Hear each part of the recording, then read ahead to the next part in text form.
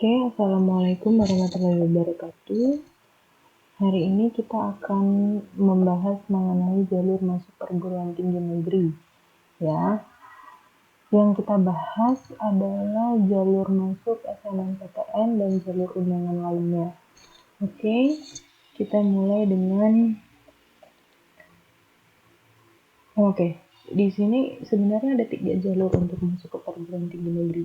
Pertama ada SNMPTN, SBM, dan Mandiri. Untuk SNM itu punya kuota sebesar 20% dan untuk SBM ada 40% dan Mandiri ada 30%. Ini balik lagi ke universitasnya. Ada universitas yang SBM-nya itu sekitar 50% gitu. Ya. Kalau SNMPTN menggunakan nilai akademik dan biayanya ditanggung oleh pemerintah, jadi kalian sama sekali tidak mengeluarkan biaya sebesar pun.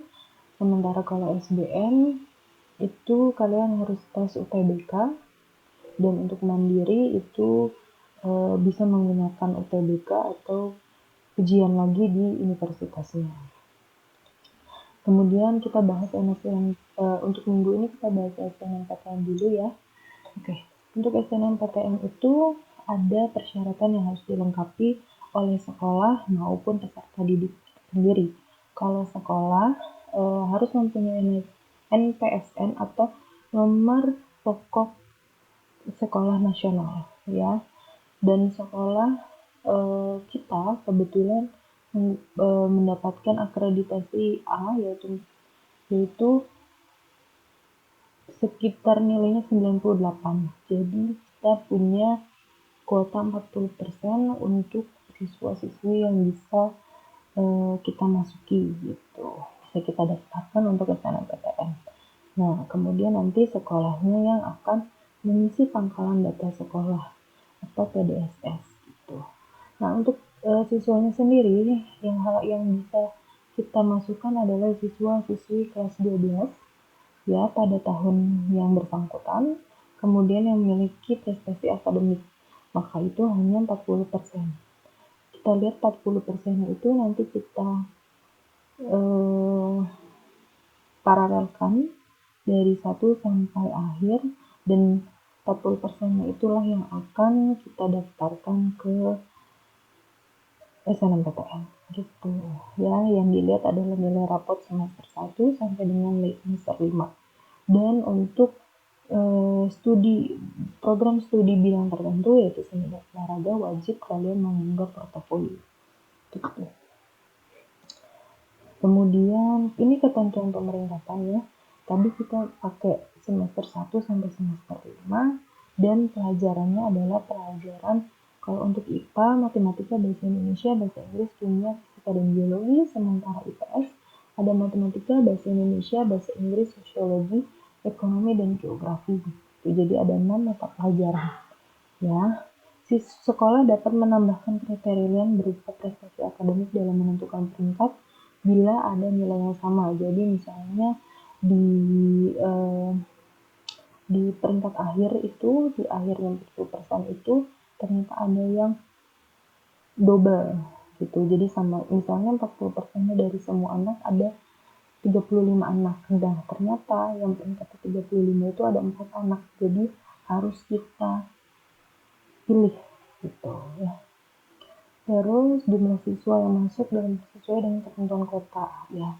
Karena kita akreditasinya A, jadi kita 40%. Kemudian jalur lainnya ya, ada SNMPN atau Seleksi Nasional Masuk Politeknik Negeri. Nah, ini tidak ada kuota ya. Jadi semua anak boleh masuk, boleh ikutan, boleh minta mendaftar. Kuotanya juga tidak dipungut biaya kecuali ada beberapa politeknik yang minta berkas fisiknya dikirim gitu. Itu biaya pribadi dan itu juga tidak terlalu mahal untuk mengirimkan. Ya, nanti siswa didaftarkan dan diberikan akun oleh sekolah, tapi siswanya sendiri yang akan mengisi semua persyaratan yang diminta. Ya, dari mulai nilai rapot, terus dan lain-lainnya. Terus ada lagi PPKBI atau di sini ada vokasi D3 dan paralel 1. Di sini ada kuotanya, tahun lalu kita hanya dapat 1, makanya sebisa mungkin kalian makanya kalau misalnya kalau untuk tahun ini kami belum bisa tahu apakah kuotanya akan sama, semoga aja lebih dari 1. Terus untuk biayanya memang mahal, 750.000, dan ketika kalian tidak lolos artinya uangnya hangus gitu. Terus siswa didaftarkan dan diberikan akun oleh sekolah, ya. Tapi nanti siswanya sendiri yang mengisi persyaratan lainnya. Tuh. Untuk pendaftaran untuk jalur masuk perguruan tinggi negeri, jalur undangan segitu aja ya. Untuk jalur-jalur lainnya nanti kita bahas selanjutnya di pertemuan berikutnya. Apabila ada pertanyaan, kalian silahkan menghubungi saya melalui WA group atau WA Japri ataupun lain. Oke, terima kasih. Semoga sukses.